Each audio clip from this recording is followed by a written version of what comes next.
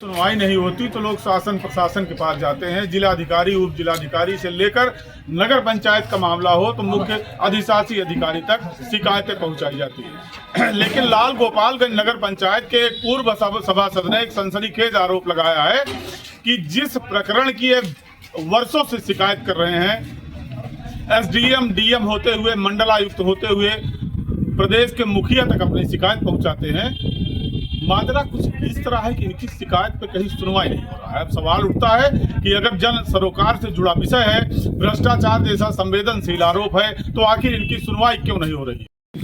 बताइए अजीत जी, क्या कहना चाहते हैं और किस लिए आप मीडिया को बुलाए हैं? आज एक गंभीर प्रकरण पे मैं पुनः नगर पंचायत में हो रहे भूमाफिया के द्वारा जमीनों पर कब्जा और यहाँ पर चल रहे भ्रष्टाचार के खिलाफ आप लोगों से सहयोग मांग रहा हूँ कि कहीं ना कहीं आप लोगों के द्वारा, आप मीडिया जगत के द्वारा हमारी आवाज़ शासन प्रशासन तक पहुँच जाएगी। बहुत दिनों से आप संघर्ष कर रहे हैं, क्या हुआ, सुनवाई नहीं हो रही है आपकी? जी, आप कह सकते हैं लगभग 2018 से मैं प्रयास कर रहा हूँ, जिले के समस्त संबंधित अधिकारियों तक अपनी बात पहुँचा चुका हूँ। यहाँ तक कि लखनऊ जाकर स्वयं माननीय योगी आदित्यनाथ जी के दरबार में पहुंचा, लेकिन 2 बार गया, दोनों बार हमारी उनसे संभवतः मुलाकात नहीं हो पाई। अभी तक क्या आश्वासन मिला आपको शासन प्रशासन की तरफ से? क्या आश्वासन क्या, जितनी बार मैंने प्रपत्र दिए हैं, सारे प्रपत्र को सिर्फ और सिर्फ लिखित कार्यवाही, उसमें पता नहीं क्या लिखा जाता है। कितनी बार दिया जा चुका है? अब लगभग 2018 से हमारे हिसाब से अब तक में कम से कम 20 से 25 बार हमने दिया होगा। 18 आरटीआई है जिसका हमने जवाब नगर पंचायत से मांगा। आपने करोड़ों रुपए का घोटाला का जिक्र किया है, उसमें कितनी सच्चाई है? क्या करोड़ों क्या जी, अरबों का मामला है। मामला ये है कि भ्रष्टाचार में केवल 50 करोड़ का नगर पंचायत का मामला है, लेकिन नगर पंचायत लाल गोपालगंज में सरकारी जमीनें हमारे हिसाब से 200-250 बीघे में होंगी।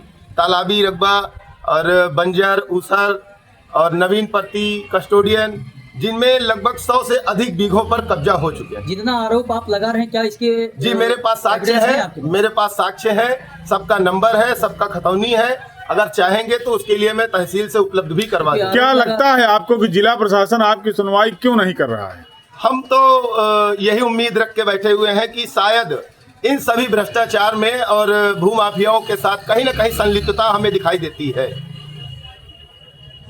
और आपके हिसाब से किन किन मदों में हुआ है भ्रष्टाचार नगर पंचायत में? नगर पंचायत में सरकार द्वारा दिए गए विभिन्न मदों पर भ्रष्टाचार हुए हैं और यहाँ पर जितने भी फंड नगर पंचायत में आय के माध्यम है, उन सभी में भ्रष्टाचार। अभी आप जिस तालाब पे खड़े हुए, यहाँ क्या गड़बड़ी हो रही है? यहाँ पर तो आप सामने देख ही सकते हैं, पुराने ईंट पुराने पत्थर लगे हुए हैं और प्राचीन सौंदर्यीकरण के लिए आया था सरकार द्वारा।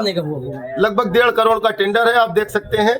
8 1 10 1 का मसाला लगाया जा रहा है बिना तरी किए हुए, ऐसे पुराने ईंटे पे चिपका दिया जा रहा है। ईओ आपकी कुछ नहीं सुनती? ईओ तो फोन उठाने को तैयार नहीं है। बात करें तो कहती हैं आप रात में हमको क्यों फोन करती हैं, जबकि उनका निवास स्थान सरकार के द्वारा यहाँ पर पास हुआ है कि जहाँ पर आप वर्क करेंगी वहीं पर आपका निवास स्थान हो। तो यहाँ निवास नहीं करती? नहीं, वो प्रयागराज में रहती है। फोन करे तो फोन नहीं उठाती, कहती है कि मेरे बच्चे हैं, मैं उनको ध्यान दूं क्या आपको? आपने चेयरमैन पति को एक भूमाफिया कहा और अतीक अहमद जैसे कुख्यात अपराधी के साथ जोड़ा है, क्या इसमें है?